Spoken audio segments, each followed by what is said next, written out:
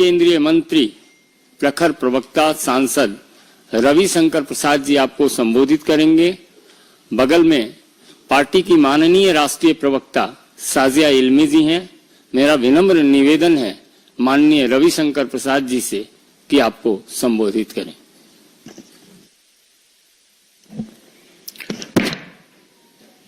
Party की media cell के को कन्वीनर मित्रवर संजय जी, प्रवक्ता साजिया जी, पत्रकार मित्रों, पहले क्षमा चाहता हूं, ट्रैफिक में फंसा हुआ था तो मैं नहीं कहा कि आप 12 का 12:30 कर दीजिए, इसलिए आपको थोड़ा बैठना पड़ा।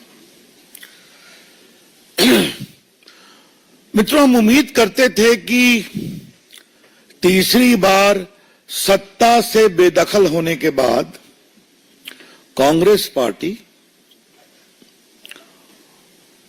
उनके सहयोगी गठबंधन के लोग और उनको प्रमोट करने वाले टूल किट के लोग थोड़ा संयम और शांति रखेंगे। लेकिन नरेंद्र मोदी जी के खिलाफ इतना दिल में घृणा है कि तीसरी बार प्रधानमंत्री कैसे बन गए, और बन तो गए तो इनको बेदखल करने की पूरी कोशिश करो। और पीड़ा की बात यह है, हारने के बाद अब वो भारत को आर्थिक रूप से अस्थिर करने के षड्यंत्र में जुटे हुए हैं।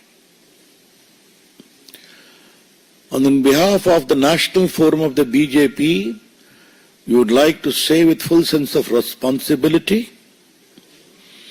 that after being rebuffed by the people of India, the Congress Party, its allies, and its closest allies, the Toolkit Gang,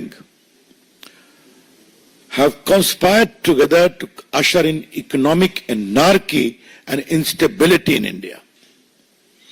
देश में आर्थिक अराजकता और आर्थिक अस्थिरता। स्वाभाविक है,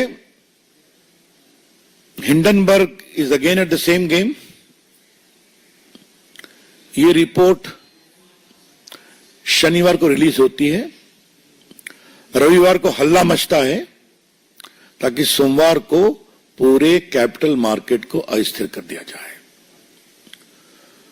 थोड़ा इसके बैकग्राउंड को समझना जरूरी है। भारत की अर्थव्यवस्था बहुत तेज गति से बढ़ रही है, इस पर चर्चा हम लोग कर चुके हैं। क्या वर्ल्ड बैंक, क्या मूडीज, क्या अदर्स, सबों ने भारत की ग्रोथ रेट को बहुत अप्रिशिएट किया है। भारत में one of the highest global FII, FDI आए हैं। भारत में इंस्टीट्यूशनल इन्वेस्टर भी हैं, छोटे इन्वेस्टर भी हैं, जो अपने इन्वेस्टमेंट के रिटर्न से बहुत खुश हैं। India is a safe, stable and promising market in the shares as well. SEBI का काम क्या है? सेबी को उसकी कानूनी जिम्मेवारी है कि ये मार्केट ठीक चले।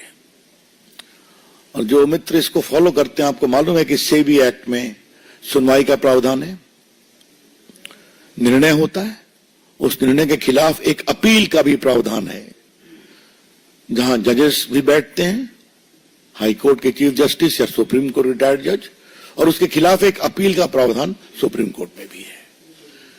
तो एक पूरा स्टैट्यूटरी स्ट्रक्चर है कि भारत के कैपिटल मार्केट को किस तरह से मैनेज किया जाए।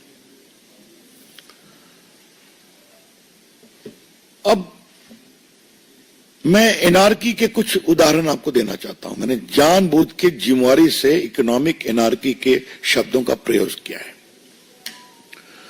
पहले हिडनबर्ग की रिपोर्ट आई थी, आपको मालूम है, उसकी डेट आपको मालूम है कि जनवरी में ऑर्डर आया था सुप्रीम कोर्ट का। 24 में 22 इंक्वायरी कंप्लीट हो गई थी, बाद में एक और कंप्लीट हो गई। तो वो एक लीगल प्रोसेस है जो सुप्रीम कोर्ट के आदेश से चला है। अच्छा होता जो राजीव गांधी और कांग्रेस के लोग जेपीसी की बात करते हैं, बड़े वकीलों की फौज है उनके साथ, तो पेश हो जाते उसी में, इंटरवेन करते उसमें, कुछ नहीं किया। उसके बाद हिंडनबर्ग को नोटिस दी जाती है जुलाई में कि आपने जो आरोप लगाया कानून के विरोध में, आप जवाब दीजिए। हिंडनबर्ग ने वो रिपोर्ट बकायदे वो नोटिस अपने वेबसाइट पर भी दी है, जिसमें उनको नोटिस क्यों भेजी गई है वो भी कारण है। उसका जवाब देने की बजाय अब ये फ्रंट खोला गया है। मैं फिर रिपोर्ट कर रहा हूं कि जब हिंडनबर्ग के खिलाफ बकायदे सेबी ने एक नोटिस किया जुलाई में, अपनी पूरी इंक्वायरी कंप्लीट करने के बाद, जो सुप्रीम कोर्ट के जुरिडिक्शन में हुई थी, उनके आदेश के कारण हुई थी, तब अपने बचाव के पक्ष में कोई जवाब दिए बिना उन्होंने अटैक किया है, बेसलेस अटैक, जिसका जवाब एक ग्रुप ने दिया है, हमें कुछ नहीं कहना है। जिसका जवाब सेबी के चेयरपर्सन ने दिया, उनके परिवार ने दिया, हमें कुछ नहीं कहना है। जिसका जवाब सेबी ने भी दिया है। लेकिन कुछ बातें आज हम उठाना चाहते हैं। हिंडनबर्ग में किसका इन्वेस्टमेंट है आपको मालूम है? जॉर्ज सोरोस का। ये महाशय कौन है जो भारत के खिलाफ नियमित प्रोपेगेंडा चलाते हैं? इंडिया डेमोक्रेसी नहीं है, इंडिया सेफ नहीं है, वगैरह वगैरह। और इस हद तक है कि मोदी के पूरे सत्ता को बदलना चाहिए, आह्वान किया था जनता से। ये वहां मेन इन्वेस्टर है। लेकिन सवाल पूछना कांग्रेस पार्टी से, क्या चाहते हैं आप? चाहते क्या है आप? देश मोदी के से नफरत करते हुए कांग्रेस पार्टी आज हिंदुस्तान से नफरत करने लगी है। In their pathological hatred against Narendra Modi ji, led by Mr. Rahul Gandhi and his friends, toolkit gangs, Congress party today has developed a hatred against India itself. अगर भारत का स्टॉक मार्केट गड़बड़ाएगा तो small investors परेशान होंगे कि नहीं? आज करोड़ों की संख्या में स्मॉल इन्वेस्टर्स हैं कि नहीं? छोड़ दीजिए इंस्टीट्यूशनल इन्वेस्टर्स की बात, बाकी बातें। कांग्रेस पार्टी क्या चाहती है? भारत को वही कंट्रोल राज में ले आया जाए, नेहरू जी के समय वाला, जब भारत को दाने दाने के लिए परेशान होना पड़ा था कि उनकी सरकार नरसिम्हा राव के प्राइम मिनिस्टरशिप में भारत को ओपन करना पड़ा था, एफडीआई में, एफआईआई में। क्या वहीं जाना चाहते हैं क्या? टूल किट वालों को तो कोई मतलब नहीं हिंदुस्तान के विकास से। उनको तो हम जवाब देते हैं और देते रहेंगे, वो कभी सफल नहीं होंगे। लेकिन कांग्रेस पार्टी को क्या हो गया है? जिसे 55 साल तक देश में राज किया है, क्या मतलब है इसका? मतलब कहीं से कोई चिट मिल जाए। कांग्रेस पार्टी की पॉलिटिक्स में एक टूलकिट पॉलिटिक्स है, दूसरा है चिट पॉलिटिक्स। परीक्षा में तो चिट मिलती है, कार्रवाई भी हो रही है, लेकिन कांग्रेस पार्टी, उनके नेताओं को जो चिट मिलती है उसका क्या किया जाए? कभी राफेल की चिट मिल गई तो लगे हिंदुस्तान में घूमने, वो सुप्रीम कोर्ट से हारे, माफी मांगना पड़ा, कंटेम्प्ट हुआ उनके खिलाफ। फिर दूसरी चिट मिल गई, हिंडनबर्ग की पहली रिपोर्ट, वो चिट मिल गई, उसमें सुप्रीम कोर्ट ने, मैंने बताया कि 24 में 23 इंक्वायरी कंप्लीट हो गई। अब हिंडनबर्ग को जुलाई में नोटिस की गई है, तो फिर ये काउंटर प्रोडक्ट हुआ। अब ये चिट पड़ गई, जेपीसी लाओ, इंक्वायरी कराओ। मतलब भारत के पूरे स्टॉक मार्केट को क्रैश कराओ, छोटे इन्वेस्टर्स के पूंजी निवेश को समाप्त कराओ, भारत में कोई आर्थिक निवेश न हो विदेश का, एफआईआई और एफडीआई, वो सबको रोको। Because Indian investment scenario is not a safe position. यह है इनकी सोच। मैं कांग्रेस के पुराने नेताओं से कहूंगा, जिन्होंने भारत को खोलने में काम किया था, इकोनॉमी को, कि कब तक आप खामोश रहेंगे? हा? जब चमन उजड़ जाएगा, लेकिन चमन उजड़ेगा नहीं। मुझे बहुत गर्व है कि आज भी भारत का स्टॉक मार्केट स्टेबल है। आज भी। पिछली बार तो जब ये हुआ तो 2 दिन में रिकवर कर गया, और सुप्रीम कोर्ट की इंक्वायरी आई तो और रिकवर कर गया। लगता है भारत के स्टॉक इन्वेस्टर्स हिंडनबर्ग और कांग्रेस के मिली भगत को समझ गए हैं, इसलिए आज भी कोई गड़बड़ नहीं है। हम भारत के स्मॉल इन्वेस्टर्स को सैल्यूट करना चाहते हैं कि भारत के खिलाफ इस सुनियोजित षड्यंत्र पर वो विश्वास नहीं किए। Salute to them. दूसरी बात हमको कहनी यह है कि जो पूरी टाइमिंग है, टाइमिंग का मतलब क्या है? सेशन खत्म हुआ, शनिवार को आया, रविवार को हल्ला शुरू हुआ, और आज मंडे है। तो 2+2 को 4 किया जाए, और इसके पहले जुलाई में हिंडनबर्ग को सेबी की नोटिस जाती है, आप जवाब दो।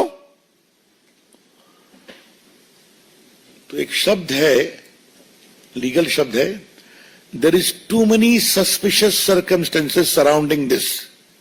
कई संदेहास्पद परिस्थितियां हैं इसके पीछे।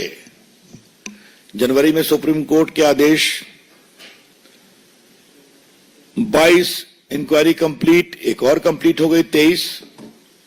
अपनी पूरी रिपोर्ट बनाने के क्रम में इस इंक्वायरी के बाद जो सेबी ने बताया उसमें मुझे कुछ नहीं कहना है, वो सेबी का विषय है। उन्होंने नोटिस दिया हिंडनबर्ग को जुलाई में, आप जवाब दीजिए। तो फिर ये बम फोड़ने की कोशिश की गई, और ये बम तो फुस निकला, लेकिन उसको लॉक लिया कांग्रेस पार्टी ने। जेपीसी। भाजपा का आरोप है कांग्रेस पार्टी हिंदुस्तान को आर्थिक रूप से कमजोर करने के षड्यंत्र में शामिल है। BJP wants to say with full sense of responsibility that the present leadership of Congress Party is involved in creating economic anarchy in India based upon these fictitious reports.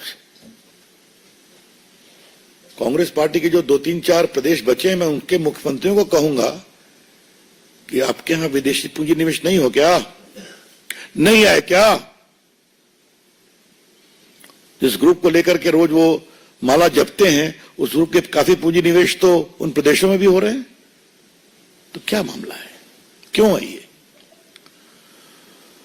मित्रों, भारतीय जनता पार्टी कांग्रेस के इस पूरे षड्यंत्र को देश में बेनकाब करेगी, पूरे देश को बताएगी किस प्रकार से सुनियोजित षड्यंत्र के तहत कांग्रेस पार्टी, इंडिया गठबंधन और हिंडनबर्ग ये साथ मिलकर काम कर रहे हैं।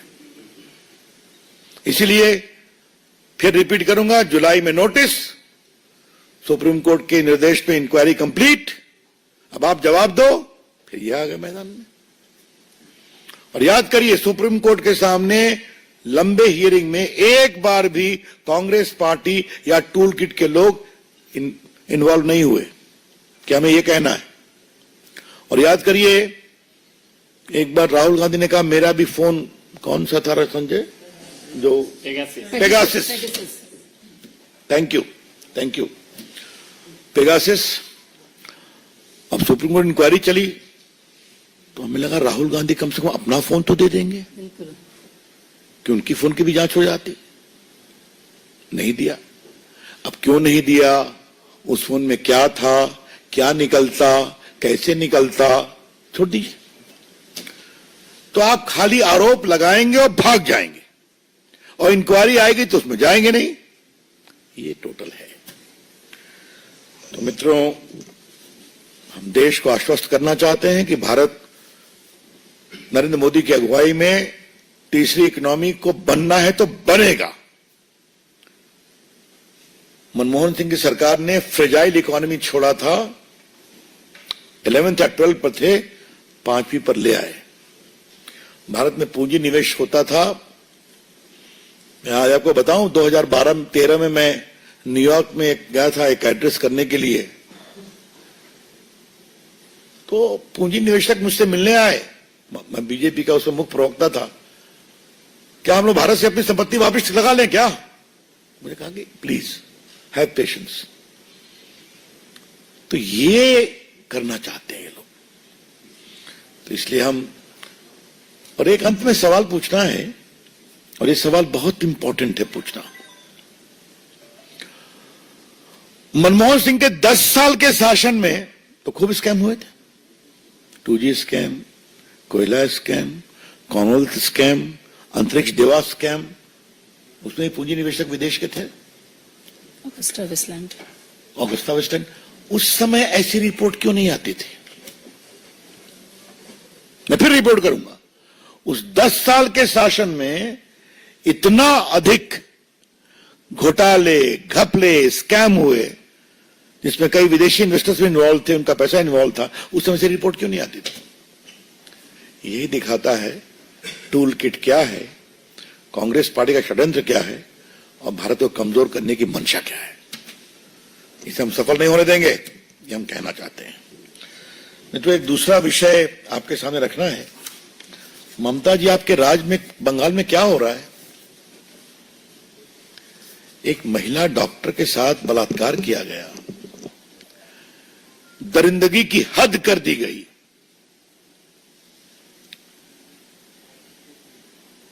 और वहां क्या फेयर इन्वेस्टिगेशन होगा क्या?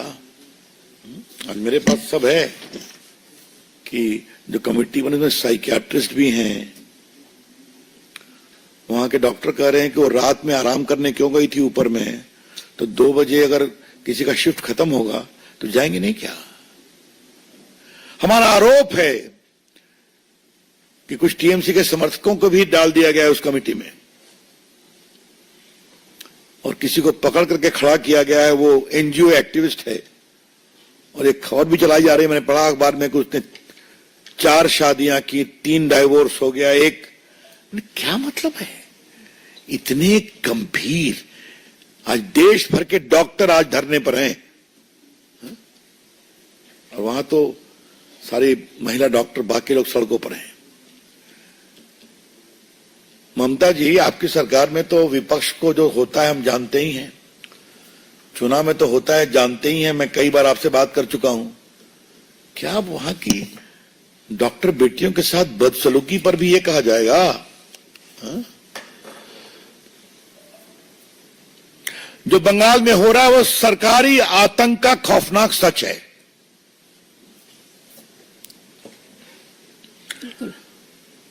मैं फिर कहूंगा, बंगाल में जो हो रहा है वो सरकारी आतंक का खौफनाक सच है।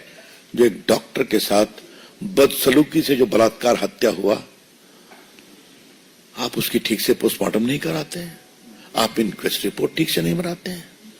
डॉक्टर अजीब प्रकार की बातें कर रहे हैं, कुछ लोग सुसाइड की बात कर रहे हैं। क्या मतलब है इसका? कम से कम मरे हुए को भी न्याय नहीं देने की कोशिश करोगे? बिल्कुल। हम डिमांड करते हैं सीबीआई इंक्वायरी, जो वहां की भाजपा ने कहा है। और ममता जी, आप बार बार सीबीआई से भागती हैं, कम से कम एक मरी हुई डॉक्टर की नृशंस हत्या के न्याय दे दीजिए। आप कहिए, हमें कोई आपत्ति नहीं है। We condemn this kind of heinous attempt for cover up. दुर्भाग्यपूर्ण है। That's all from my side मित्रों। Open to questions. If I may add, Ravi ji, with your kind permission, and Sanjay ji, all of the BJP, India, Indians, and our financial markets have rejected the toolkit gear of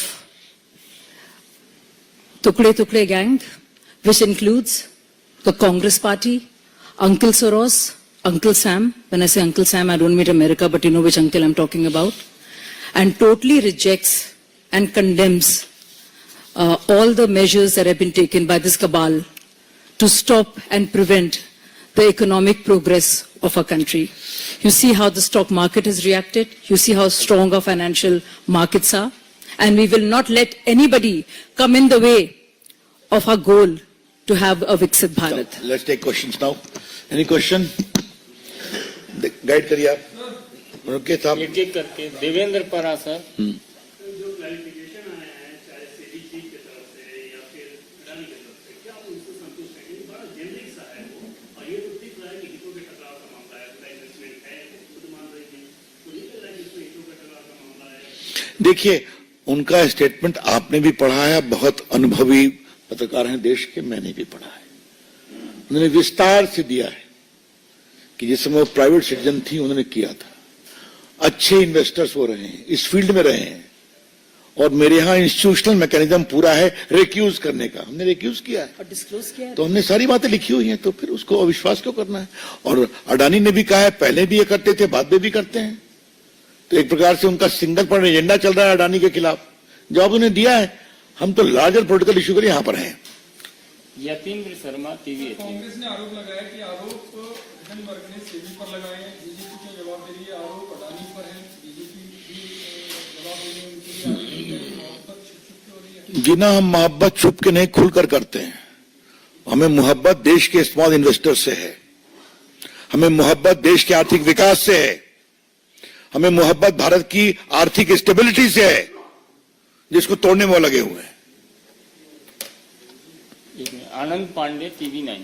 sir, एक जो मांग कर रहे हैं कि इस मामले की जांच के लिए जेपीसी बनाया जाए, इसको लेकर क्या कहना है? दूसरा ये कि इस्तीफा भी मांगा जा रहा है, सेबी चीफ का इस्तीफा होना चाहिए इस मामले में, तभी सही जांच। ऐसा है, इस्तीफा तो मांगते ही रहते हैं, जेपीसी मांगते ही रहते हैं, कहीं कुछ हो जाए जेपीसी, पहले सच्चाई तो आनी चाहिए। आज वो सच्चाई हमने रखने की कोशिश की है और उनके षड्यंत्र का पर्दाफाश किया है। Piyush India TV. India TV. Why JPC? The why JPC? That means any Tom, Dick and Harry sitting in foreign country will seek to destabilize India, and they will say JPC. They will belittle India's investors. They will belittle India's stock market. That is their game. JPC's demand is a sham. Okay, मैं इसको हिंदी में बोल दूं क्या? JPC की मांग एक sham है। जेपीसी कार्रवाई चले, भारत की अर्थव्यवस्था कमजोर पड़े, भारत में पूंजी निवेश ध्वस्त हो, भारत में शेयर बाजार हिले, कमजोर हो, छोटे इन्वेस्टर परेशान हो, ये उनकी मंशा है। तो जेपीसी मांगना अपने आप में एक शैम है, इसलिए सच्चाई को जानना जरूरी है। रविकांत राय टाइम्स नाउ भारत। रवि जी, राहुल गांधी ने सेबी पे अडानी पे तो बहुत सारे आरोप लगाए, लेकिन राहुल गांधी पर बांग्लादेश के एक पत्रकार सलाउद्दीन ने आरोप लगाया कि बांग्लादेश में जो कुछ भी होने वाला था वो राहुल गांधी को पता था। वो खालिदा जिया के बेटे से लंदन में मुलाकात किए थे। अगर कांग्रेस पार्टी इसका खंडन करती है तो मैं सबूत देने के लिए तैयार हूं। अब ये एक नई बात है, मुझे मालूम करना पड़ेगा। मुझे इस पर, यह बहुत गंभीर मामला है और ये भारत की विदेश नीति से भी संबंधित है। मैं राहुल गांधी की तरह गैर जिम्मेवार नहीं हूं कि विदेश में जाकर भारत के विदेश नीति को कमजोर करता हूं। वो भारत के विपक्ष के नेता हैं, उन पर एक आरोप लगा है, इसको देखना पड़ेगा, फिर टिप्पणी की जाएगी। शैलेंद्र डीडी। सर, आपने कहा कि हिंडनबर्ग ने जॉर्ज सोरोस में निवेश किया। जॉर्ज सोरोस को सब जानते हैं, भारत विरोधी एजेंडा चलाते हैं, और जब हिंडनबर्ग की रिपोर्ट आई, कांग्रेस पार्टी ने उसको लपका और सरकार पर निशाना साधा। अडानी तो हमेशा से उनके निशाने पर रहते। तो आप ये कह रहे हैं कि गठबंधन है जॉर्ज सोरोस और बाहर विरोधी शक्तियों और कांग्रेस पार्टी, ये आप सीधा आरोप करना चाहते हैं? इस आरोप के मेरे पास काफी तथ्यगत सबूत है ना। जब भी राहुल गांधी बाहर जाते हैं, भारत के लोकतंत्र पर प्रहार करते हैं कि नहीं? भारत की मीडिया पर प्रहार करते हैं कि नहीं? भारत की जुडिशरी पर प्रहार करते हैं कि नहीं? भारत की संस्थाओं पर प्रहार करते हैं कि नहीं? ये तो कई बार चर्चा हो चुकी है इस पर नया कुछ कहने की जरूरत नहीं है। इसलिए टूल किट गैंग का काम क्या है? जस्टिस नहीं मिलता। टूल किट गैंग का काम क्या है? आप लोग बिके हुए हैं, मीडिया के लोग। टूल किट गैंग का काम क्या है? भारत के सारे इंस्टीट्यूशन कॉम्प्रोमाइज हैं। ये उनकी कहानी है। रिपब्लिक।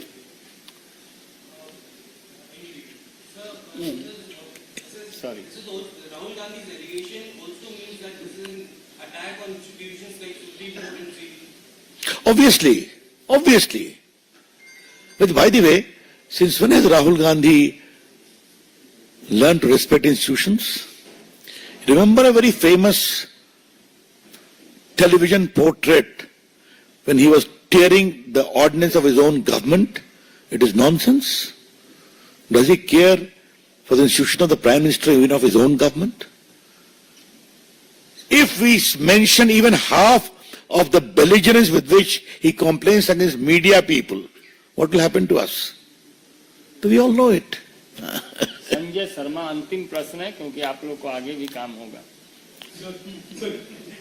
सर मेरा एक सवाल बांग्लादेश पर है। बांग्लादेश के जिस तरीके से हिंदुओं के साथ जो घटनाएं घटी हैं उस पर सर एक आपको। देखिए, हमारे प्रधानमंत्री जी ने ऑलरेडी शुभकामना के साथ हिंदुओं की सुरक्षा के बारे में कहा था। इससे अधिक और गंभीरता से क्या कहा जाए?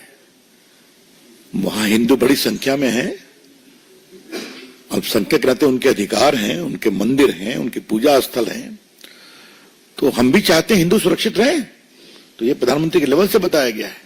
लेकिन ये सवाल मैं नहीं कहना चाहता। आपने सवाल पूछा है तो एक सवाल, संजय जी मैं सवाल एक कर दूं। एकदम वहां हिंदुओं के इस पीड़ा पर हिंदुस्तान में खामोशी क्यों है? जो रोज सवाल पूछते हैं, हाँ, विपक्ष, इंडिया गठबंधन, उनके नेता राहुल गांधी, एक शब्द नहीं कहा उन्होंने। एक शब्द का मतलब एक शब्द नहीं। मोहित भट्ट बस एक West Bengal, sir. Now we have got to know that how the director of the medical college was resigned today. Earlier also many complaints were filed against him, but he was reinstated at this particular college. There are many cover-up that are coming in, sir. Finally he has resigned, but earlier when the complaints were filed, he was not removed from this post by the Mamata Banerjee's government. Obviously he has patronage, as simple as that. And when the patronage became too heavy to handle, he was meant to resign. लेकिन मैं भी political बात नहीं कर रहा हूं। उस doctor बेटी की आत्मा को न्याय मिलेगा कि नहीं मिलेगा, ये बड़ा सवाल है। बहुत बहुत धन्यवाद। धन्यवाद, थैंक यू।